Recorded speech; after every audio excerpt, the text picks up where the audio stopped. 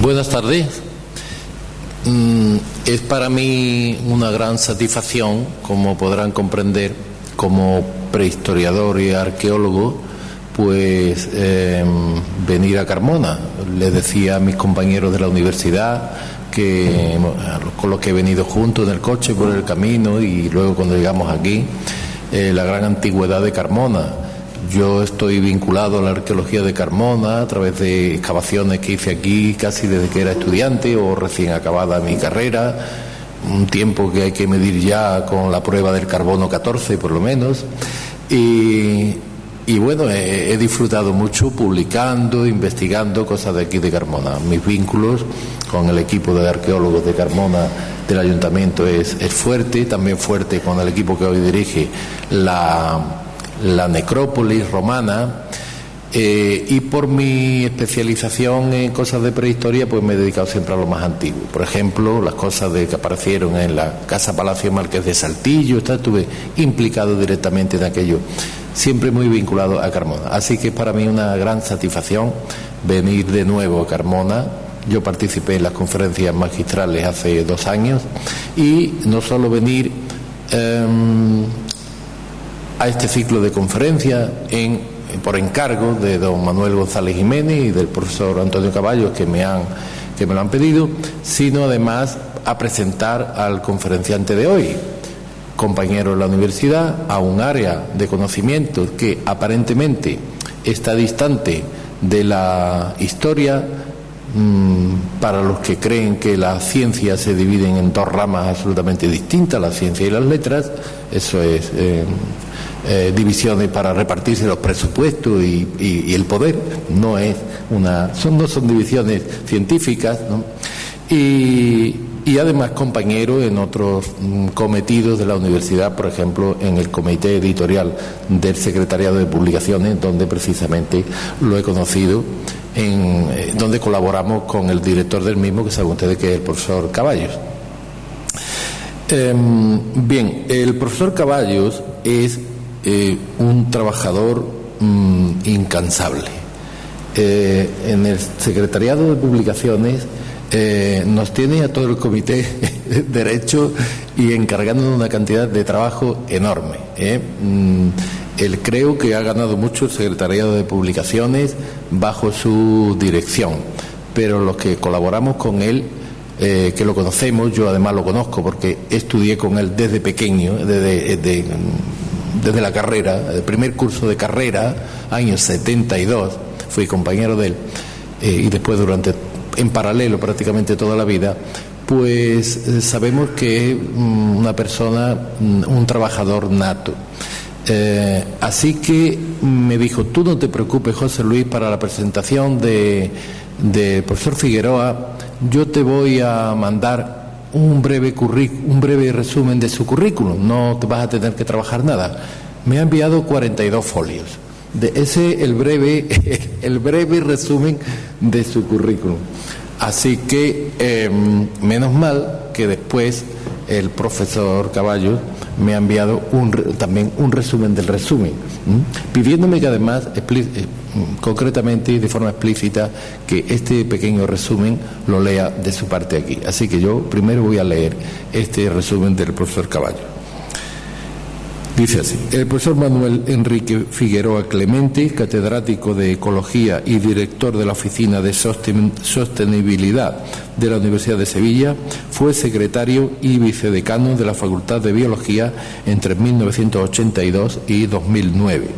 Académico numerario de la Academia Hispanoamericana de la Rábida, ha dirigido un centenar de proyectos de investigación científica y aplicada, incluida su participación en 9 proyectos del Plan Nacional I+D en convocatorias competitivas, por los que ha obtenido 10 premios a la investigación, entre ellos el Premio Academia de Ciencias y Real Maestranza de Caballería, el primer premio en el concurso nacional de la Fundación CENER-CIEMAT, el premio de la Agencia de la Energía del Ayuntamiento de Sevilla sobre investigaciones en energía y cambio climático, o el premio de divulgación científica de la Universidad de Sevilla.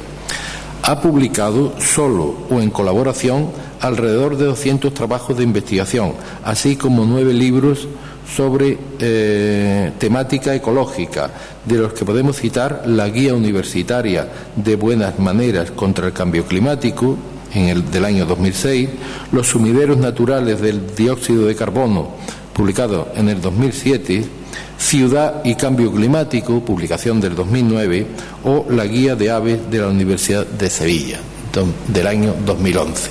Es el resumen que me ha enviado, el resumen del resumen que me ha enviado el profesor Caballo. Pero el profesor Caballo me ha dado libertad para que yo también añada algo de mi cosecha a la presentación de mi querido compañero y también ya amigo, el profesor Figueroa. Yo tengo en casa un pajarito, un canario, y hace poco vivo en un barrio de Sevilla bastante poblado, en Los Remedios. Hace poco se acercó un cernícalo y casi se carga el pajarito.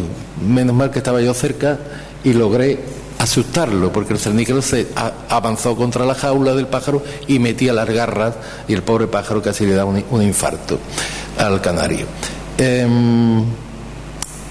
Claro, yo había leído el libro del profesor Figueroa sobre las aves de la Universidad de Sevilla y sabía, gracias a sus conocimientos, que las fachadas de los edificios son acantilados para los pájaros, los bloques de piso son grandes formaciones rocosas.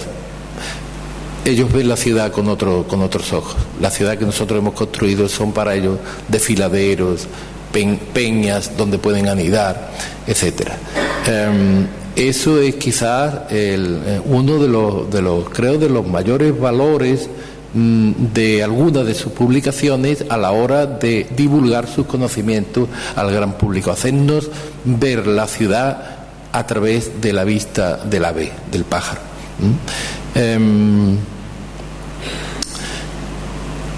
Y acabaré con su presentación con algo que para mí es quizá de lo más valorable y de lo más acertado, lo mejor que puede tener el profesor Figueroa. Su vocación como docente. Él es premio de docencia de la Universidad de Sevilla durante muchos años consecutivos de excelencia docente. Es fundamental que en la universidad los profesores sepan comunicar a los alumnos sus conocimientos, que los entusiasme, que levanten vocación entre el alumnado. En la universidad se da mucho el papel del profesor, que sus preferencias son básicamente la investigación y luego no saben conectar con la docencia. Pero en la universidad somos las dos cosas.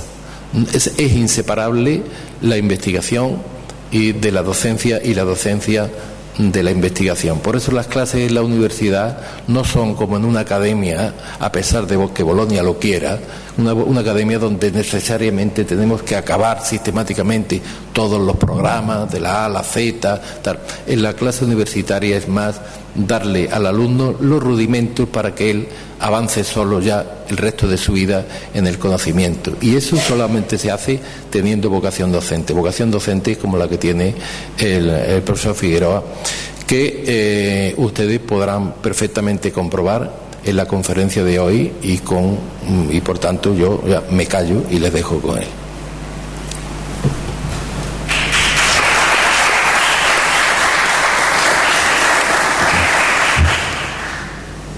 Bueno, buenas noches, señora delegada de Guadajoz, Comunicación e Igualdad, profesor Escacena, representando a la Universidad de Sevilla, amigo y compañero, autoridades, señoras, señores, amigos, familiares.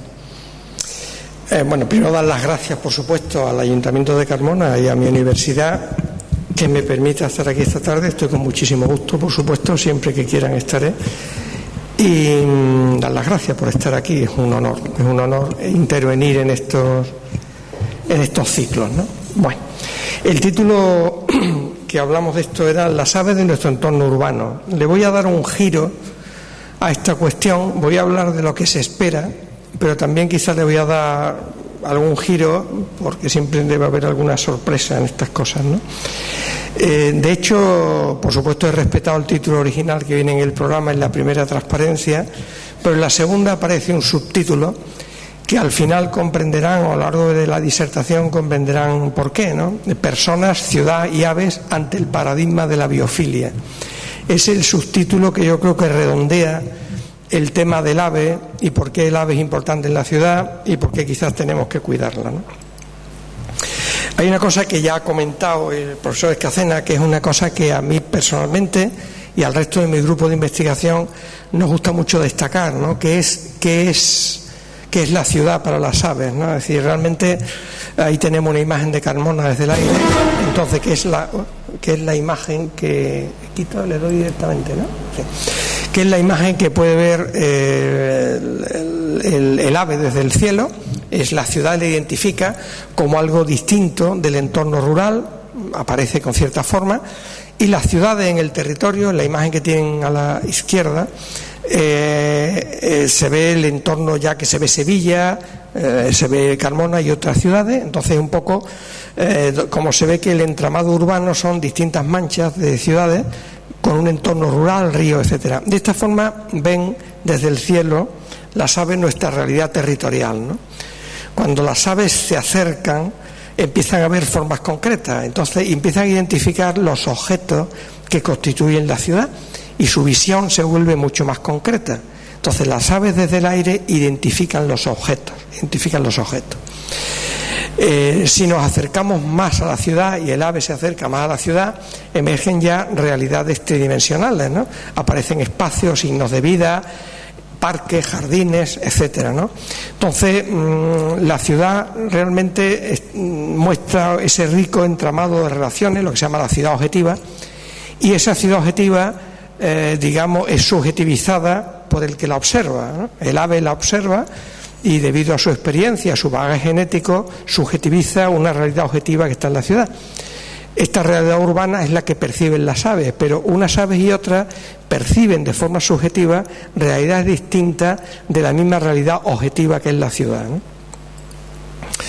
Si nos seguimos acercando y el ave se acerca, aparecen personas, ciudadanos, ciudadanas, circulando, conviviendo en las plazas, en una realidad rica que es la ciudad, una realidad socioecológica, multigeneracional, multicultural.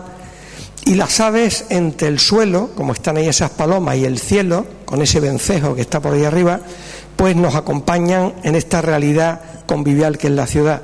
Es decir, las aves forman parte de nuestro paisaje, de nuestra vida. Cuando estamos sentados en un parque con otras personas o cuando estamos paseando por las calles, siempre hay aves por el suelo y aves volando. Realmente nos acotan en una realidad objetiva tridimensional que es la ciudad, ¿eh? Incidentalmente, las aves han sido siempre objeto de culto. Realmente las aves constituyen un importante símbolo en tradiciones. No olvidemos Pentecostés. Qué mejor símbolo que Pentecostés para ver la importancia de un ave, ¿no? O el final del diluvio universal, que viene marcado por una paloma con una ramita de olivo, o la Sagrada Familia del pajarito, que es básicamente uno de los cuadros probablemente más tiernos de la historia de la pintura, por lo menos para mí. Entonces realmente aparecen como símbolos o aparecen como símbolos y escudos, ¿no? Ahí tenemos el escudo de la ciudad de Toledo, un enorme pájaro, o en una recóndita calle de Toledo, en un sitio que no se puede ni entrar, aparece una Virgen del Rocío protegida por un ave que tampoco se identifica qué ave es exactamente. Quiero decir, con este sentido, el ave aparece muchísimos símbolos, muchísimas cosas que a veces resulta complejo interpretar. A mí esta realidad de la Virgen del Rocío cubierta por algo que no sé si es un pato o una paloma, parece una cosa realmente curiosa y hace muy tranquilizante. Luego, por otro lado, en el cine, ¿no? No olvidemos la película Los pájaros, ¿no? En Los pájaros hago un comentario a favor de Hitchcock, porque en realidad no intentó nunca demonizar a los pájaros, sino que realmente los pájaros eran un vehículo para identificar el símbolo de la película, que era un alegato ecologista contra la invasión en la naturaleza y también un vehículo para ver el poder que tienen nuestras limitaciones interiores en la vida, ¿no? Entonces realmente utilizó los pájaros, pero no los demonizó, es un tema. Luego la ave y la música, ¿no? Mozart ha sido acusado de plagiar en una sinfonía el canto del ave, que es la sinfonía, el tercer movimiento del concierto de piano número 17, que hay un trozo que es un canto de un pájaro, claramente. Entonces, bueno, y Vivaldi, las 4 estaciones están impregnadas de sonidos que son representativos de las aves de esas 4 estaciones. Quiero decir que las aves están presentes en muchísimas de nuestras actividades, ¿no? En el cine, bueno, no sé, esta película me gustaría que ustedes la vieran y que hubiera otra persona en el mundo que le gustara también esta película, que no solo fuera yo, ¿no? Pero esta película realmente es una película que tiene una cosa muy... Aparte de su temática, que es interesante, ahí tienen una pista, lo interesante es que la música de la película es las campanas de una ciudad de la Toscana y el canto de los vencejos, ¿no? Es decir, que realmente lo que uno oye como música de fondo en la película es el canto de los vencejos que presiden las relaciones personales de estas personas en la ciudad y las campanas, ¿no? Realmente esa presencia del vencejo a mí me pareció fascinante y por eso la he traído aquí, ¿no? Y luego en la literatura, ¿no? Las aves como símbolo de literatura. El último libro de Amima Auluf, Los desorientados, el símbolo son unos estorninos que están aquí. Incidentalmente les diré que las imágenes que aparecen acompañando una gran parte de esta disertación están sacadas de un libro que luego les contaré, que es el libro más reciente que tenemos sobre aves, que es la Guía de Aves de la Universidad de Sevilla. Son las aves que se pueden ver en la Universidad de Sevilla, que también viene acompañado de un disco de cantos de las aves, ¿no? Entonces realmente las aves aquí como un símbolo entre la desorientación que pueden tener los estorninos en un momento dado con respecto al choque de cultura Oriente y Occidente. En fin, un símbolo más que otra cosa, ¿no? Y por otro lado la poesía, es decir, realmente es enorme la cantidad de poetas que han aterrizado sobre las aves. Esta maravillosa poesía de Canciones del que no canta, dedicado a Benedetti y a su mujer difunta, es una preciosa poesía de habla que quisiéramos ser como pájaros, ¿no?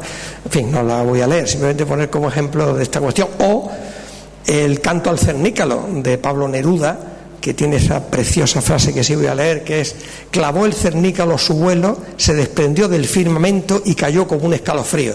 Todo el que haya visto un cernícalo primilla, un cernícalo común, caer desde el cielo, ve lo atinado de Pablo Neruda de esta asertación describiendo el vuelo del vencejo, ¿no? Los dibujos siguen siendo del libro este de las aves, que es de un genial pintor sevillano que se llama Pepeto. Y bueno, yo creo que la gran poesía sobre las aves que todos conocemos es la de Gustavo Adolfo Bécquer, sin duda, el Volverán las oscuras golondrinas, etcétera, que todos seguro que nos sabemos. Y bueno, yo creo que es un canto muy bonito, con una cuestión interesante, que es preguntarnos qué es lo que en realidad veía Gustavo Adolfo Bécquer. Es decir, ¿vio realmente golondrinas Gustavo Adolfo Bécquer? Hace, quizá, no me acuerdo los años, del 88, hace muchos años, escribí un libro que se llamaba Aves de Sevilla, que aterrizaba un poco sobre este tema, y hubo un debate en la prensa de qué vio Gustavo Adolfo Bécquer en realidad. ¿Eran golondrinas o no eran golondrinas? A mí me da igual lo que viera Gustavo Adolfo Bécquer, la poesía es muy bonita, viera lo que viera, pero en realidad no estamos seguros de qué veía Gustavo Adolfo Bécquer. Probablemente no eran golondrinas, probablemente lo que veía Bécquer eran aviones comunes. Y si uno analiza, pero a mí me da igual, yo sigo diciendo golondrinas y defiendo que eran golondrinas con Gustavo Adolfo Bécquer, pero si uno analiza la frase en tu balcón sus nidos a colgar y otra vez condenar sus cristales y el vuelo refrenaban, es difícil saber, utilizando las 3 frases clave de la poesía de Gustavo Adolfo, si eran vencejos, eran aviones o eran golondrinas. Es muy difícil atisbar. Si yo tuviera que opinar, que no lo haré, yo pensaría que eran aviones comunes, pero posiblemente eran golondrinas, pero yo creo que daba igual lo que vio Bécquer. La poesía sigue siendo una monería, ¿no? Aquí tenemos estas 3 aves que se aterriza ahora, ¿no? Que es la golondrina, el avión común y el vencejo. Pues son 3 aves que nos acompañan una gran parte del año a todas las ciudades, ¿no?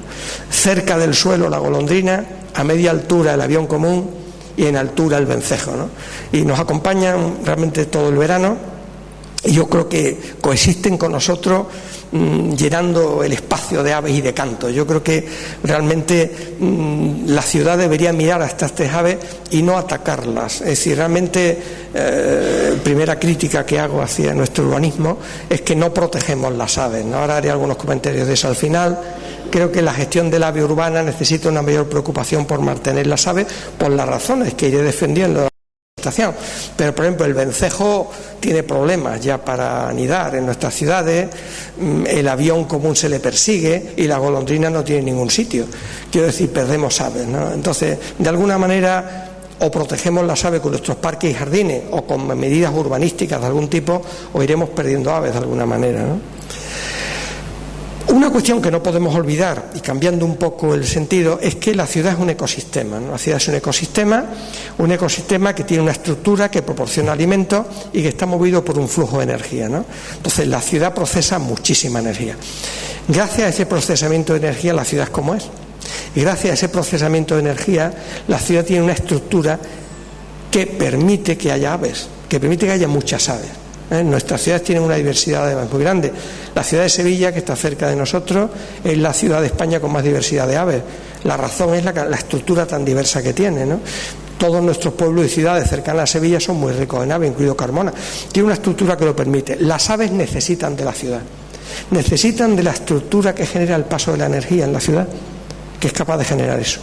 Pero por otro lado, las aves nos acompañan cada día, forman un componente especial del paisaje, ¿no? Que muchas veces no percibimos. Están con nosotros pero no lo percibimos. Oímos un canto, vemos una silueta pasar o vemos conspicuamente un ave, ¿no? Y la pregunta entonces, ya quede claro que las aves necesitan de la ciudad y necesitan una gestión adecuada para su biología, me pregunto, ¿necesitamos nosotros a las aves? ¿O podemos prescindir de ellas, ¿no? ¿Nos podemos permitir prescindir de ellas? A esa pregunta responderemos también a lo largo de la disertación. Pero volvamos a otra pregunta importante.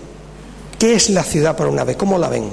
A mí siempre me interesa mucho, en general, la mirada del otro, pero en especial la mirada del ave. Es decir, cuando un mochuelo común mira, ¿qué ve el mochuelo, no? Eso siempre me interesa mucho. Entonces, ya lo ha dicho el profesor Escacena, un aspecto que yo voy a repetir brevemente, que las aves son muy fisonomistas. Las aves, seguro lo saben ustedes, hay dos tipos de visión en las aves. Hay aves que tienen visión frontal y aves que tienen visión lateral. Lo que ven es totalmente distinto. Evolutivamente han conducido a esos dos tipos de visiones y da lugar a cosas muy interesantes. Pero no voy a entrar en eso. Simplemente es que realmente, ¿qué ven?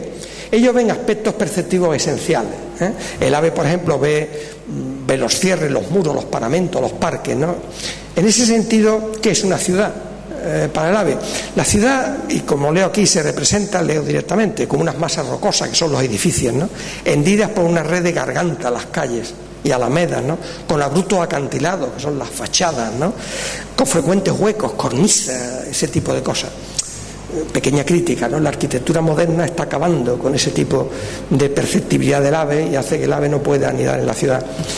Intercalados aparecen bosques de espesura variable, parques, jardines, calles, plazas, puntos de agua, fuentes, hacia el extrarradio, espacios más abiertos, cultivos, descampados. Esa es la realidad que ve el ave, ¿no? Y entonces, de las 80 o 100 aves que puede ver en la ciudad, cada una elige lo que le conviene y utiliza los espacios que les conviene, los detecta perfectamente y la mirada del ave acierta mucho en lo que tiene que hacer. Aquí tenemos un poco la imagen, ¿no? De espacios recoletos en la ciudad, jardines perdidos, conventuales, calles acantiladas, grandes parques, ríos, no sé, estructuras como huecos que puede haber un árbol, grandes árboles aislados. Y luego estructuras que podemos meter nosotros, que de eso también hablaré algo, que son las estructuras artificiales que podemos nosotros generar para el ave. Yo en eso he desarrollado un pequeño manual de gestión del ave en la ciudad que intento ganar esa batalla. En fin, no es fácil, ahora pondré algún ejemplo, pero bueno, yo creo que es una batalla que ganaremos, ¿no? La mirada del ave aprecia todo el conjunto de realidades espaciales, paisajísticas. El ave observa paisajes. El concepto de paisaje es muy subjetivo. Yo cuando estoy en clase con los alumnos siempre me pregunto, oye, ¿existe el desierto del Sahara cuando nadie lo ve? Entonces, claro, parece una obviedad, pero digo, depende de nuestra definición de paisaje, ¿entiendes? Si la definición de paisaje pasa por el filtro kantiano de nuestra mente, el desierto del Sahara no existe si nadie lo ve. Si estamos identificando el paisaje ecosistema, el desierto del Sahara existe siempre. Entonces, yo creo que los ecosistemas en la ciudad, los subecosistemas de la ciudad existen siempre, existen objetivamente, ¿no?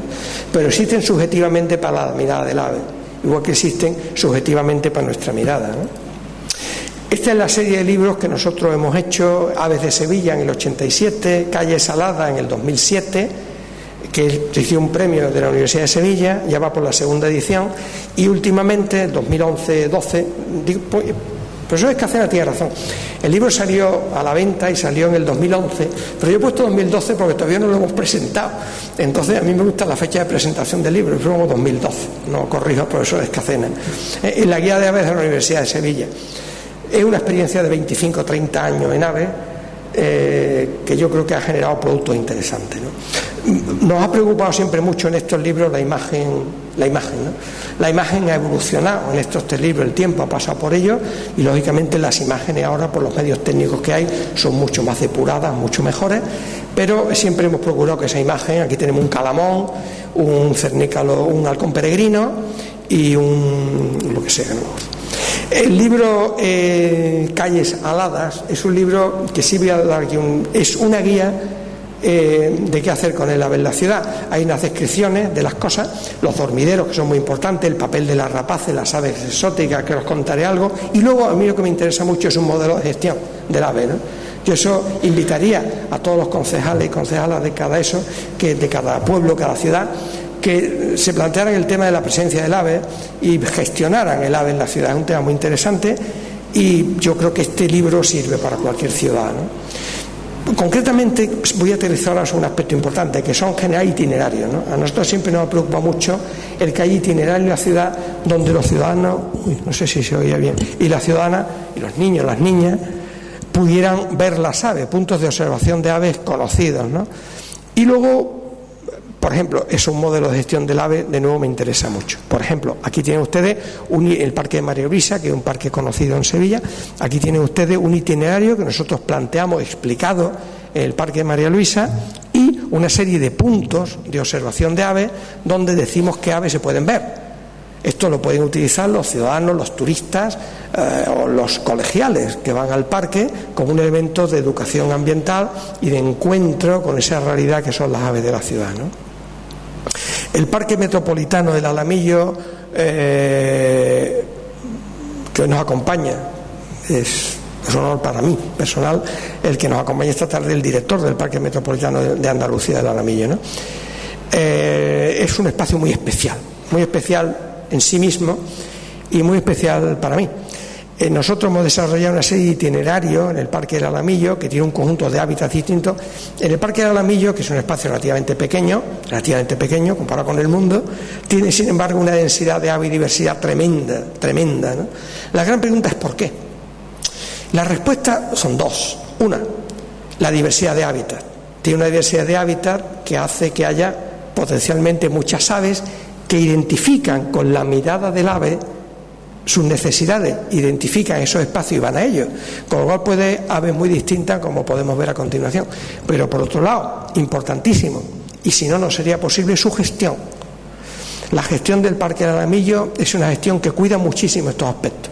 Es una cuestión que está hecho desde la mirada del otro, la mirada del ser humano hacia el ave, de forma que sabe lo que el ave mira, y en ese sentido le da lo que el ave necesita. Resultado, que tenemos una gran diversidad de aves en el Parque del Alamillo que miles de ciudadanos pueden ver, lo cual es un logro, yo creo que de los logros europeos más importantes sin duda en la materia ahora mismo, y lo tenemos en Andalucía, ¿eh?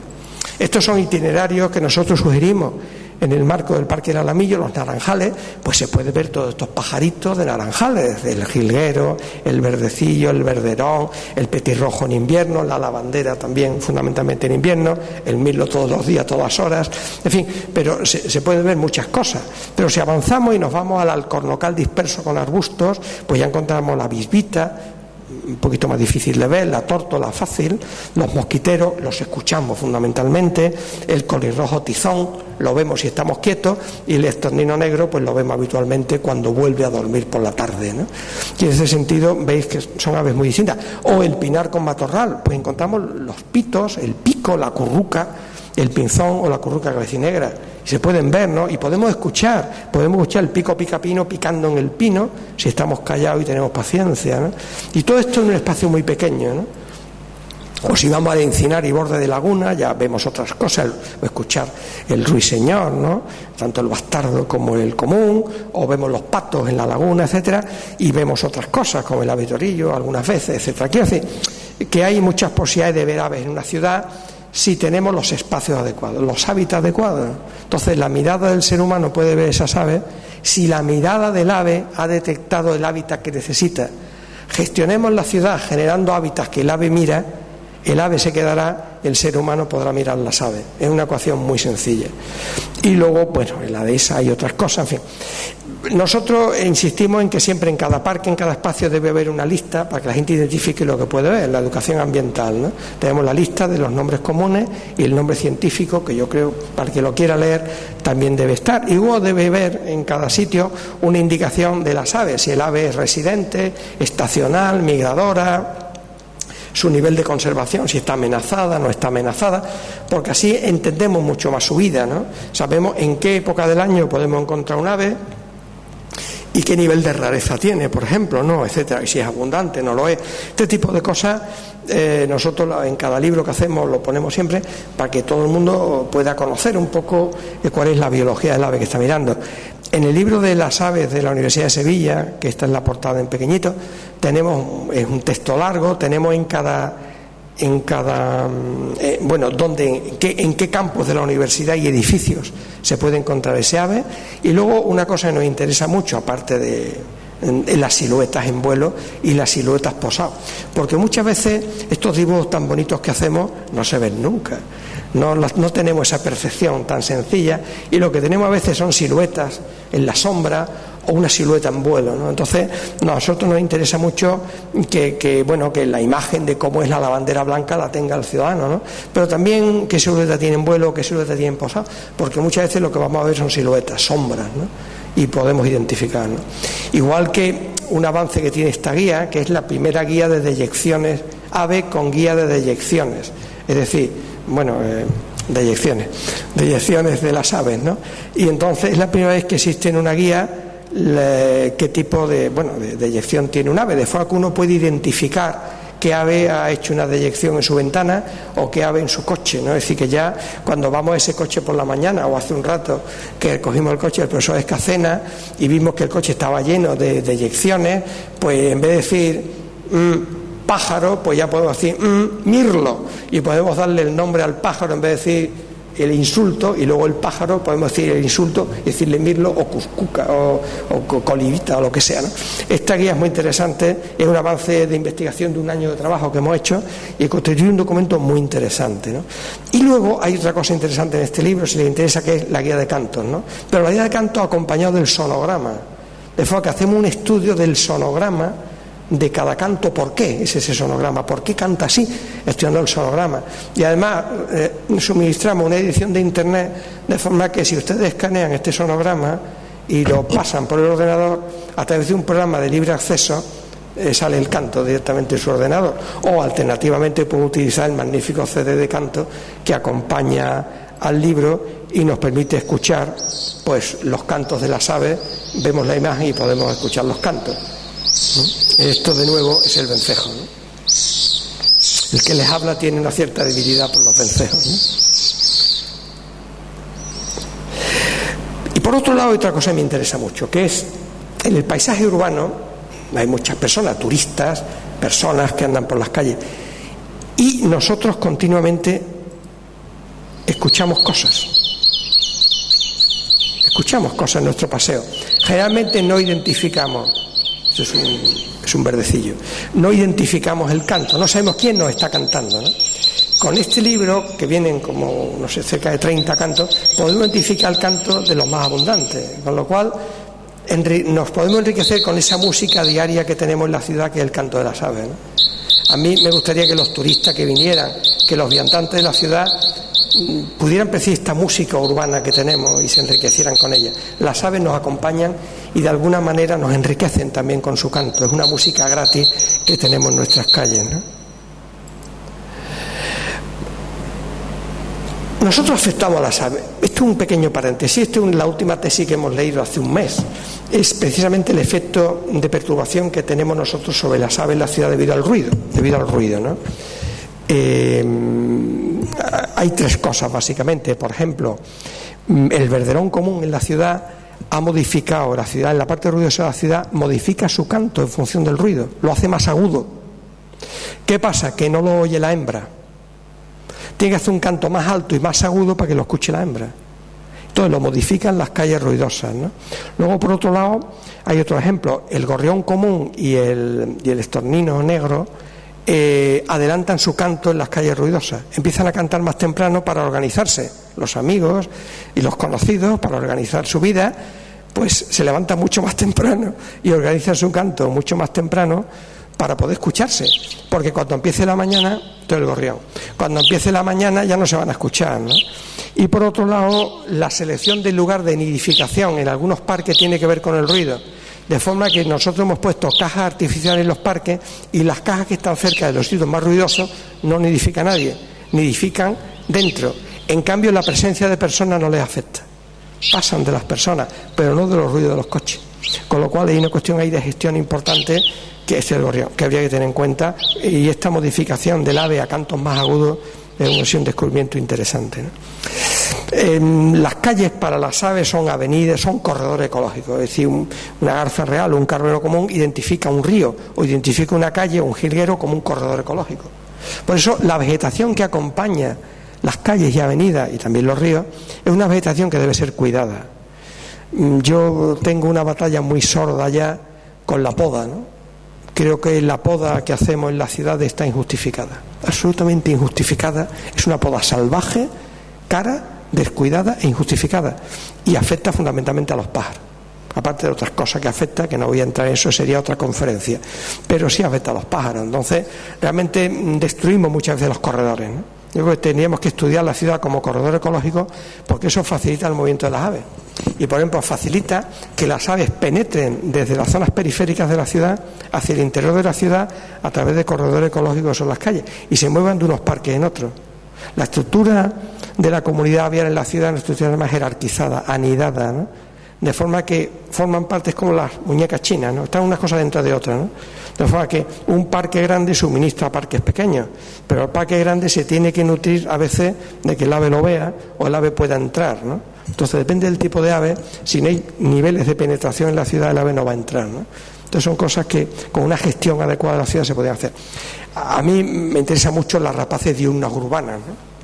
En las ciudades tenemos muchas rapaces, siempre algunas de ellas que tengamos sitios donde anidar, ¿no? Entonces hay rapaces como el cernícalo común o el cernícalo primilla o el halcón peregrino que realmente anidan en las ciudades, ¿no? Pero necesitan un sitio donde anidar. Si no se los generamos no estarán, ¿no? Y luego hay rapaces que no anidan en las ciudades pero pasan por las ciudades. El águila calzada, en el campus de Reina Mercedes, donde tenemos nuestra facultad, yo he visto el águila calzada volar entre los árboles. Eso no lo he visto yo nunca, ¿no? O en el Alamillo el águila calzada baja, quiero decir que realmente puede hasta bajar, ¿no? El buitre no, pero quiero decir que realmente ¿y qué ventaja puede tener estas aves? Hombre, estas aves, el profesor Escacena ha hecho una cuestión que es real. El cernícalo, fundamentalmente el común, es verdad que depreda sobre pájaros que anidan en esas fachadas. Él interpreta que es una avecilla en un escarpe, que va a hacer su biología, le tira eso, ¿no? Y entonces los pisos altos y no tan altos de algunos barrios como Los Remedios, donde es fácil entrar por el ave, es verdad que ha habido depredación de pájaros pequeñitos en jaulas. El número de depredaciones que ha habido con respecto al número de pájaros que hay no es muy alta, pero es verdad que ocurre, ¿no?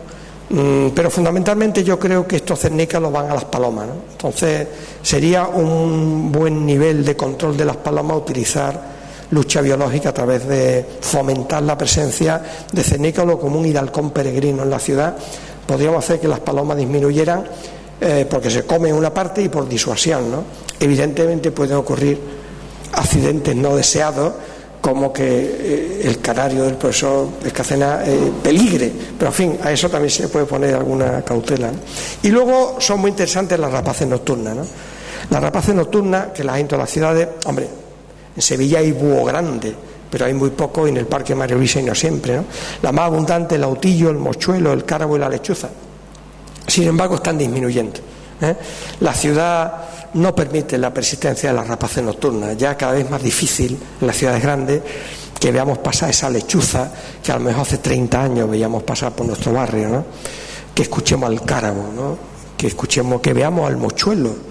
Si vamos a un árbol pequeño con una linterna y lo enfocamos de noche, seguro que nos mira un mochuelo, y en un árbol grande seguro que de noche escuchamos al cárabo o el autillo, y con suerte pasará una lechuza, ¿no? Pero son cada vez más raras, ¿no? Y luego las zonas periurbanas de las ciudades, dependiendo de características que tengan, pues pueden presentar aves muy distintas: martinetes, calamones. En Sevilla hay calamones, una colonia de calamones al lado de la ciudad. Bueno, increíble. El hábitat lo permite y se asientan, ¿no? Y luego el triguero o el pardillo, que no son especies típicamente urbanas, son rurales, pero sí existen en los bordes de la ciudad, ¿no? Y se pueden meter de alguna manera en parques pequeñitos, cercanos a la periferia, podemos ver pardillo y triguero, pero en fin, no es normal. Lo normal es verlo en zonas del entorno o en parques muy grandes que tienen zonas como estas, ¿no? Hay otra cuestión importante que son los dormideros de aves. Las aves duermen. Nunca nos hemos preguntado dónde duermen las aves. Ese es un tema que nosotros hemos estudiado, ver dónde duermen las aves y si tienen dormideros adecuados. Entonces, lo que no puede ocurrir es que en una ave migradora le podemos el dormidero cuando el ave está aquí. Es que le dejamos sin casa. Entonces hay que tener cuidado, conocer los dormideros urbanos y tener cuidado con los dormideros, porque tienen una función. El ave descansa. El único ave que no se sienta, que no necesita un sitio para descansar, salvo la hembra cuando está criando, es el vencejo, ¿no? Ya saben ustedes, de nuevo emerge mi debilidad por los vencejos, pero creo que si no lo conocen me van a agradecer este comentario. El vencejo, que todo el mundo conoce, seguro hay muchísimo, el vencejo pálido fundamentalmente, que vendrá aquí en verano, es un ave que nunca se posa. El macho siempre está volando, siempre volando, toda su vida volando, y duerme en el cielo, duerme a 1000 metros de altura sobre Carmona, y por la mañana baja, nos alegra la vida, por las tardes nos alegra más cuando forma el coro de vencejo para reunirse, para irse todos al cielo, y solo se queda la hembra con las crías en las hendiduras de los edificios, que cada vez son más escasos, ¿no? Y el macho solo le lleva comida a la hembra y a los pollitos y se va al cielo. Y realmente el dormidero es el cielo, pero el resto de las aves necesitan edificios, necesitan árboles, necesitan hendiduras, necesitan cosas para dormir, pues también duermen, ¿no? En ese sentido hay espectáculos bonitos, por ejemplo, en los sitios que se pueda ver la entrada de los estorninos, los dormideros, muy espectacular, ¿no? O la entrada de los estorninos un día de tormenta, refugiándose en el dormidero. Son entradas muy espectaculares, ¿no? Entonces son realmente atractivos de las ciudades que forman parte del paisaje urbano, ¿no? Es un recurso turístico para mí. Es ciudades que puedan tener un ave que mostrar o aves que mostrar constituye un recurso urbano no utilizado. No se dice a los turistas que pueden ver las aves de la ciudad y puede constituir un atractivo para alguna gente. Hay otra cuestión reciente que ha ocurrido en todas las ciudades, que es la introducción de aves exóticas, ¿no? Bueno, hay muchísimas especies exóticas y en muchísima cantidad. Origen, pues mire usted, alguien compró un lorito y un día se hartó del lorito y le dijo al niño: uy, el lorito ha volado. Realmente abrió la ventana y largó el lorito fuera, pues se hartó de darle de comer al lorito, o el lorito se escapó. Resultado que todos estos loritos, ya sea la cotorra de Crame o la gría argentina, o otras cositas como el pico de coral, que es mucho más raro y mucho menos abundante, constituyen un exotismo actual en las ciudades, ¿no? Problema en principio ninguno. No hay ahora mismo evidencia de que esto esté causando un problema, salvo que les voy a decir que esté quitando recursos a otras aves, y le da cierto exotismo a la ciudad. A mí la verdad es que esas cotorras de cada vez más que circulan en Sevilla, liando la que lían en grupo, le dan cierto exotismo a la ciudad, y además han perdido la vergüenza claramente, y entonces en el Parque María Luisa se pueden ver posadas y se acerca uno a 5 metros del loro y el loro se queda posado en su percha exactamente igual. Que sinceramente constituye un exotismo interesante. El único problema son los nidos, ¿no? Sobre todo el nido de la cotorra cría argentina. Son nidos muy pesados, son muy gregarias y forman una especie de apartamentos para muchísimos bichitos, muchos pájaros, ¿no? Y entonces tienden a hacer nidos muy pesados. Y además lo hacen en algunos árboles, por ejemplo palmeras, ¿no? La cotorra gría argentina. Y los nidos pueden pesar decenas de kilos, con lo cual en un momento el nido se puede caer. Entonces la única cuidado que hay que tener es que vigilar esos nidos en los sitios que sea de paseo, porque una vez se puede caer un nido encima de alguien, que es decir, el único problema que puede tener ahora, concretamente la cotorra gris argentina, que es mucho menos abundante que la cotorra de Kramer, que es la verde que vemos habitualmente. Aquí tienen ustedes la gama de aves exóticas actuales de las ciudades españolas, sobre todo las del sur, sobre todo las andaluzas, la gris argentina, que por cierto no es gris, salvo la hembra y el pecho, la cotorra de Kramer, que es mucho más espectacular, mucho. Estas son las dos más conocidas y esta es la más conocida, la cotorra de Kramer, ¿no? Sus cantos son muy... La tórtola turca es una ave exótica, la metí de aquí porque es una ave que viene de Turquía, viene de la parte este de Europa, pero está invadiendo Europa, cada vez hay más en las ciudades, y ahora mismo se comportan como los gorriones. Es decir, estoy seguro que en algún bar de Carmona ustedes habrán visto en una terraza en verano como donde antes había gorriones de tórtolas turcas comiendo las migas de pan alrededor de uno, ¿no? Realmente tienen comportamientos muy urbanos ya. Una incidencia sobre el gorrión. Hay compañeros míos que dicen que los gorriones están descendiendo en las ciudades. No se sabe exactamente si es verdad o no, pero cada vez se ven menos gorriones. Yo no lo sé si es verdad o no. Pero bueno, el gorrión tiene un problema. El gorrión necesita la ciudad. El gorrión solo vive en entes urbanos. El ecosistema original del gorrión no se sabe cuál es. El gorrión está asociado desde siempre al ser humano en las ciudades, los pueblos, las ciudades. No vive en ambientes naturales, su ambiente natural en la ciudad. Por eso su nombre científico es Passer domesticus, cercano, ¿no? De forma que si realmente echamos al gorrión de la ciudad, el gorrión no tiene dónde ir. Esa es la realidad. Entonces quizás deberíamos ver si realmente el gorrión está cayendo en la ciudad y por qué está cayendo, y hacer una política de protección del gorrión. Yo personalmente la llevo, y cada vez que voy a una terraza o a un sitio a comer y tengo gorrión alrededor, me reservo un trozo de pan, lo hago en miguitas pequeñas y me dedico a echarlo a todos los gorriones que apetezcan venir a mi alrededor, lógicamente. Pero en fin, no digo que haya que hacer eso, que sea lo único que haya que hacer, pero desde luego sí, a lo mejor habría que estudiar por si es verdad que el gorrión está cayendo en nuestras ciudades, ¿no? Y luego, a mí me gusta mucho la mirada hacia el cielo, ¿no?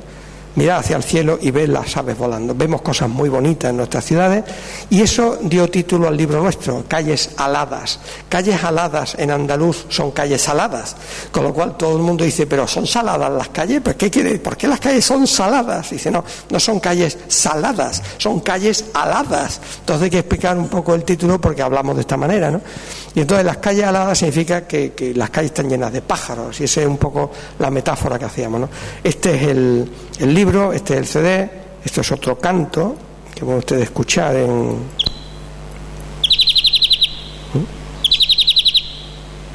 pueden escuchar, hay muchos cantos que pueden escuchar en el CD y compartirlo con esto. Y ahora les voy a mostrar de una forma más o menos rápida las imágenes del libro la guía de la Universidad de Sevilla, para que vean aves, y les puedo contar alguna gracia de cada una, ¿no? O de algunas, por lo menos. La gracia que tiene el libro es que pone el macho, la hembra y la cría. Normalmente los libros solo viene el macho, o máximo el macho, la hembra, y nosotros hemos metido también el polluelo, porque a veces es muy interesante, porque vemos muchos polluelos, y algunos polluelos son espectaculares de bonitos y no los vemos, y nos pareció interesante mostrar a la ciudadanía los hijos de los pájaros, ¿no? Y cómo son los hijos de los pájaros.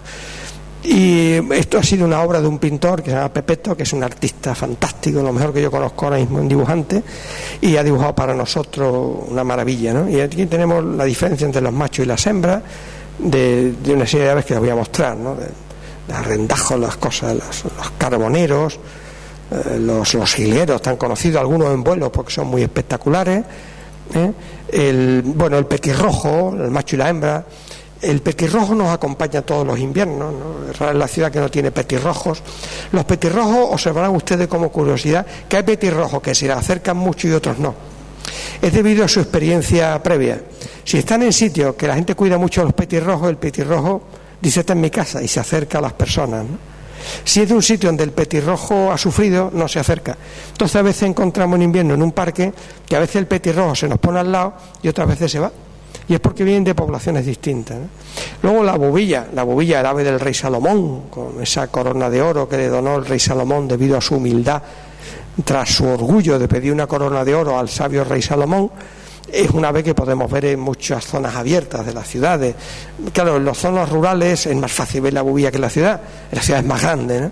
Pero en Sevilla se ve la bubilla. Se ve la bubilla en espacios abiertos de la ciudad, se ve la bubilla, ¿no? Con cosas aquí, ¿no?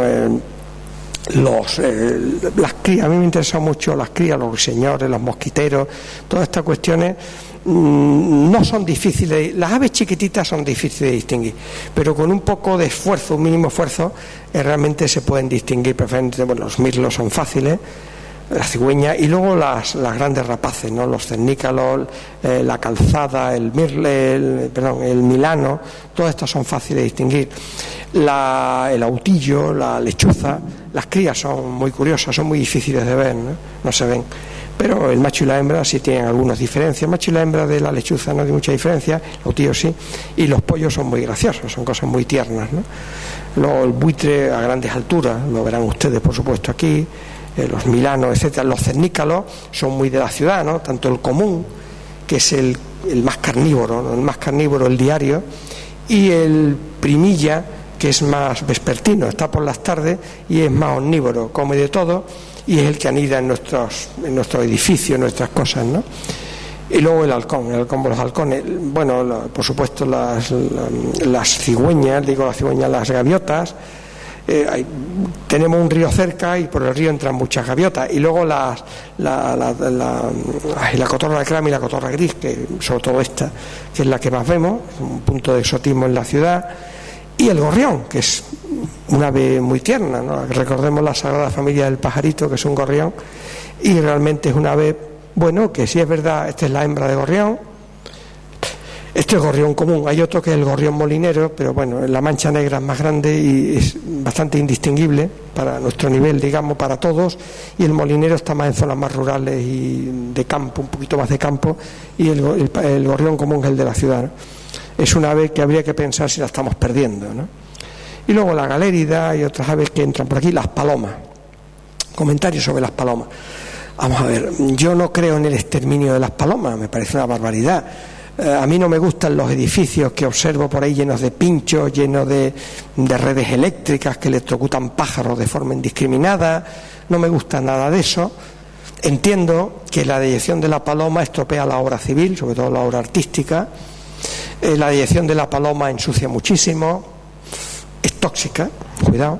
Quiero decir, en fin, que hay que tomar medidas de gestión, lógicamente, ¿no? Entonces, eso hay que plantearse de alguna manera qué es lo que hay que hacer. Yo confío en la lucha biológica y creo que la introducción de depredadores de la paloma podría ayudar mucho, es de muy bajo coste, eso no cuesta nada, y en cualquier caso no afecta a otras aves y no afea a los edificios. A mí esos santos llenos de espinas y de púas no me gustan. Nosotros hemos estado recientemente en una ciudad que tenía un palacio, que era un antiguo hospital, que no quieren que las aves entren en el claustro, ¿no? Entonces lo que han puesto es una especie de red que cubre todo el claustro por arriba. Realmente la red no se ve si no te fijas, pero existe una red que impide que entren los pájaros, sobre todo las palomas, y tienen un claustro exento de palomas con una red que cubre el claustro por arriba, como una carpa de un circo, pero en realidad hay que fijarse para verla, ¿no? Y es muy eficiente, ¿no? Cueste lo que cueste, ¿no? Entonces realmente hay medidas, ¿no? Pero en fin, está claro que hay problemas, ¿no? Bueno, son distintas. ¿Qué podemos hacer nosotros? Bueno, nosotros tenemos una campaña en la Universidad de Sevilla que hemos llamado la terrestre y la edificatoria, ¿no? En la terrestre hemos puesto 120 nidos que agrupan a 3 grupos de aves distintas, ¿no? Aves de pequeño tamaño, estos petirrojos, carboneros y todos sus amigos, y luego esta que son para ¿cómo se llama? Bueno, da igual, la que sea, se me ha ido el santo al cielo y la medalla. La cercotrica, la Certia braquidáctila, se me ha olvidado el nombre común, pero bueno, da igual. Un ave que es rara, Certia braquidáctila, que es rara en la ciudad porque necesita huecos, ¿no? ¿Qué tenemos en la ciudad? Que los árboles con huecos los quitamos y los podamos tanto que nunca llegan a tener huecos, con lo cual los árboles viejos con huecos, que es lo que necesita este ave, no existe en la ciudad. Nosotros hemos conseguido que en algunos parques, metiendo esta caja que le hemos diseñado nosotros, entre la Certia braquidáctila y bueno, y luego hemos puesto cajas en muchos sitios. Esto es para cernícalo común, esto es la Facultad de Química. Aquí estamos poniéndolo, hemos puesto cajas de cernícalo común hechas de corcho para que el cernícalo anide. Con esto fomentamos la biodiversidad de la ciudad y por otro lado intentamos hacer la lucha biológica contra la paloma, simplemente, ¿no? Y luego ponemos cajas en árboles, etcétera. Forma parte también de un proyecto de educación ambiental. Esto se puede hacer en toda la ciudad, ¿no? Y luego hay una cuestión de los proyectos urbanos. Os pongo un ejemplo. Este es un proyecto de la ampliación del tranvía en Sevilla, ¿no? Nosotros hicimos un proyecto donde sugeríamos una vegetación muy específica para la ampliación del tranvía.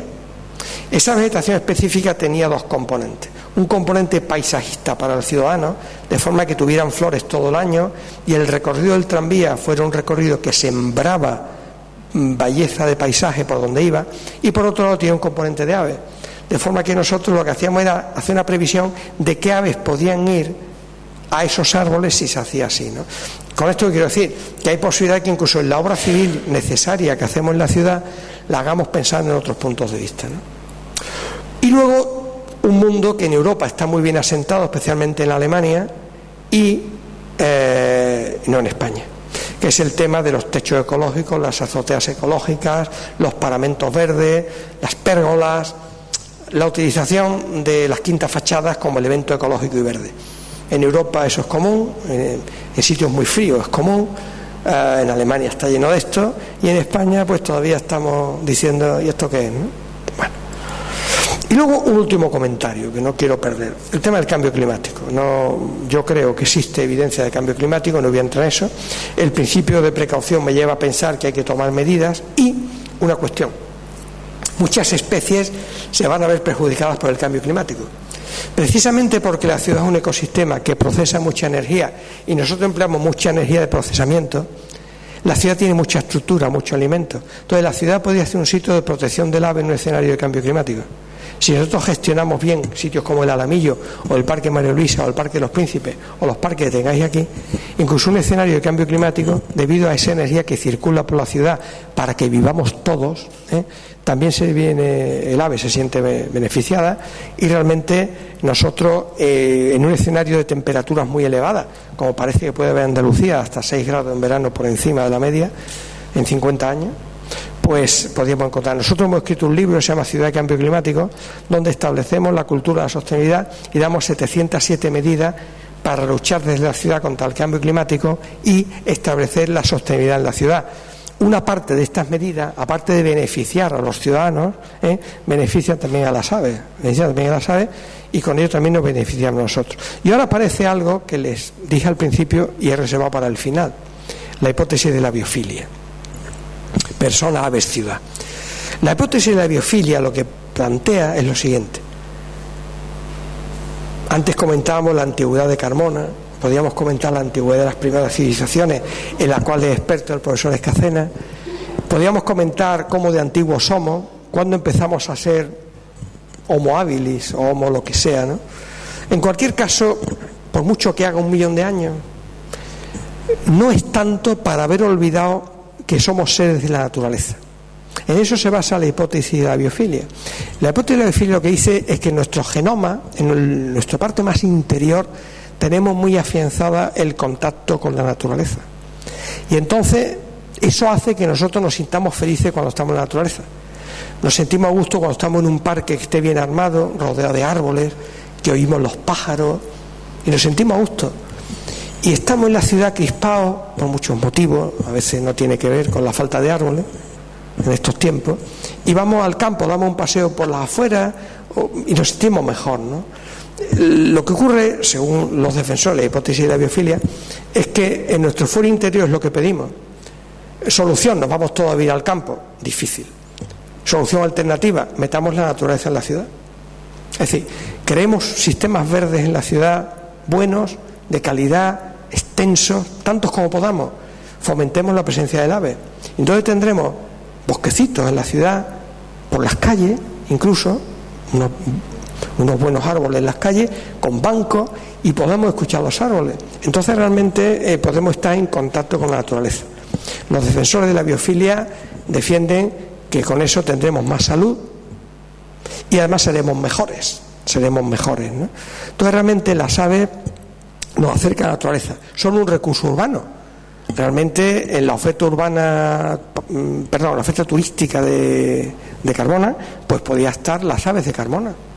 Y al turista que viene se dice las aves, el recorrido de aves de Carmona, o vaya usted a tal punto y verá no sé qué cosa. Enriquezcamos nuestra oferta turística con elementos de naturaleza que nos hacen bien. Yo creo que realmente esa ciudad convivial, biofílica y sostenible en la que yo creo, es posible. Es posible. Y entonces yo creo una universidad convivial, biofílica y sostenible. Y por eso estoy dirigiendo la Oficina de Sostenibilidad de la Universidad de Sevilla. Bueno, intentaré hacer una universidad más sostenible, más biofílica, más convivial. Hagamos todos ciudades así, ¿no? Yo creo que eso es la clave. Las calles de las ciudades son calles aladas, es un espacio de percepción legible e interpretable por los ciudadanos. Al ciudadano se le puede explicar que cuando ve la golondrina abajo, el avión y el vencejo arriba, eso es por algo, ¿no? Se le puede explicar. Y el ciudadano va por la calle y lo ve y dice, mira lo que nos contaron, o mira lo que está escrito aquí. Y lo podemos ver, ¿no? Otras cuestiones, ¿no? Y entonces, si fomentamos eso del ave, pues las calles seguirán siendo aladas, ¿no? Y a modo de mensaje final, yo creo que de nuevo insistir en la ciudad biofílica y convivial y sostenible. Y yo creo que una parte de eso es precisamente el sistema verde urbano y una parte de eso es precisamente las aves urbanas, ¿no? Yo creo que forman parte del paisaje y forman parte de algo que con un esfuerzo mínimo, simplemente con una gestión adecuada, podríamos hacer más perceptible, más legible, y por otro lado, por una ética de conservación, podríamos hacer que las ciudades fueran asiento de aves, protección de aves en extinción, y realmente ver que las aves nos necesitan, pero que nosotros también de alguna manera pues necesitamos a las aves, ¿no? Muchas gracias.